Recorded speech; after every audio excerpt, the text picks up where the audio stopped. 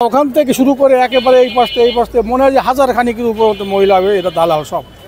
এর সঙ্গে জড়িত হচ্ছে ডাক্তারের সাথে যারা কম্পিউটার থাকে ওরা করে কি, এরা ধরায় দেয়, হাতে ধরায় দেয়, এইটা নিয়ে যান, নিয়ে যেয়ে আমাকে ওইদিকে, আমি ওইদিকে যাবো কি জন্যই, ওখানে টেস্ট করলে আপনি এখনই ডাক্তার দেখাতে পারবেন। ওনারা 4-5 জন দলে থাকে, একজন আর একজনের হাত ধরায় দেয়, সে আর একজনের সে নিয়ে যায় ক্লিনিকে। এইভাবে আমরা প্রতারিত হচ্ছি। ডাক্তার দেখানোর জন্য এখন এই পরীক্ষা দিচ্ছে, ওখানে পরীক্ষাটা করলাম, এই পরীক্ষাটা বললাম এখান থেকে হয় না, বলে কি যে না এখান থেকে হবে না, আপনি অমুক জায়গাতে এই জায়গাতে করেন, করলে আর স্যার শনিবার দিন আসবে না, শনিবার দিন আসলে দেখাবেন।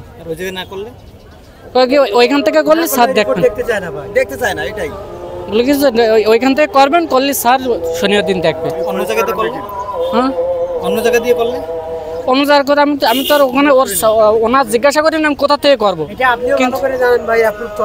আরে ভাই বুঝতেছেন না বিষয়টা।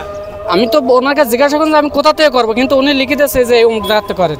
বাথরুমের ভিতরে একটা বদনা নেই, বাথরুমে পানি নেই, তারপরে এই যে রুগীরা যে পানি খাবে, এই পানিটা কি রুগীরা কিনে খাবে? এত বড় একটা হসপিটাল, যে জায়গায় হাজার হাজার লক্ষ লক্ষ রুগী রয়েছে, অথচ এই রুগীদের জন্য কোনো পানির সিস্টেম নেই। আজ 2-3 দিন ধরে এই যে পানি বন্ধ, তাহলে এই লোকগুলি এই যে বাথরুমে যাবে, টয়লেটে যাবে, এই পানি কি কিনে পানি খরচ করবে? এই রুগীরা কি পানি কিনে খাবে? এখানে তো এটা সরকারি হসপিটাল, এখানে বেশি দরিদ্র লোক।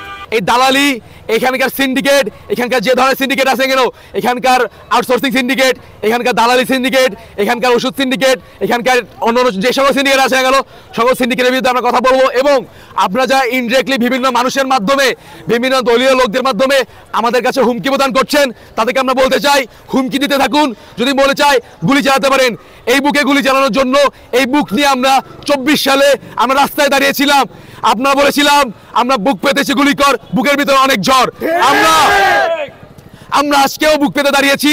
আজকে যদি একটা আমার লাশের বিনিময়ে, আমার একটা গুলির বিনিময়ে, আমার একটা জীবনের বিনিময়ে খুলনার যদি আজকে লাখ লাখ মানুষের উপকার হয়, তার জন্য আমি জীবন দিতে রাজি আছি।